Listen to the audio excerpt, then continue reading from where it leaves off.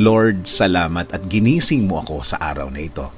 Lord, I thank you for this brand new day. Thank you for waking me up. Salamat at nagising ako, Panginoon. Maraming salamat sa napakagandang gising ko na ito. Tatanggapin ko po ito as another form of blessing.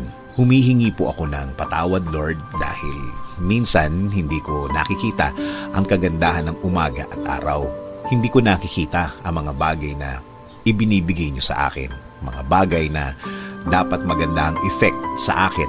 Since na sa problema ako nakatingin, di ko po ito lahat nakikita. Kaya ngayon, Lord, mas magko-concentrate ako sa mga biyaya niyo sa akin. Mas ibubukas ko ang aking mga mata, ang aking puso, ang aking isip. Mas hahanapin ko ang kagandahan ng araw at kagandahan ng sitwasyon. Sa ganda ng mga bagay na inilalagay niyo sa aking buhay. Salamat din, Lord, sa mga taong nasa aking buhay ngayon. Sa mga kaibigan na hindi ako iniwan kahit nasa gitna ako ng maraming problema. At sa mga taong nagiging maganda ang impluwensya nila sa buhay ko. Kaya ngayon, Lord, hindi ko tinitingnan kung ano ang aking kakayahan, kung ano ang kaya kong gawin. Instead, Lord, I will focus on you. Sa inyo po ako titingin. Sa mga kaya niyong gawin sa aking buhay, ako magko-concentrate sa kakayahan niyo po at hindi sa kakayahan ko. Alam ko, Lord, na marami ng pagkakataon na natulungan niyo ako. Marami ng sitwasyon sa aking buhay na ibinigay niyo ang aking pangangailangan.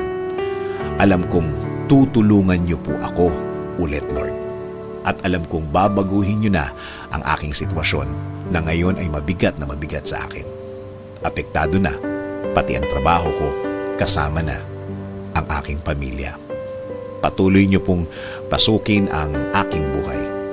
Araw-araw ko po kayong tatanggapin sa aking buhay.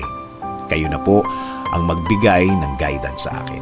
Kayo na po ang magbigay ng direksyon sa aking buhay. Kayo na din po ang bahala sa aking pamilya, Lord. Alagaan niyo din po sila every time po na nasa labas sila, Panginoon. Proteksyonan niyo ang bawat isa sa kanila. Huwag niyo pong pabayaan din na mapunta sila sa masama. Again, Lord, salamat po sa napakagandang gising ko ngayon. Patuloy po akong kakapit at maniniwala sa inyong presensya. Patuloy po akong huhugot ng lakas sa inyo. Kayo at kayo po, Lord, ang magiging focus ko simula po sa oras na ito. In Jesus' name we pray. Amen.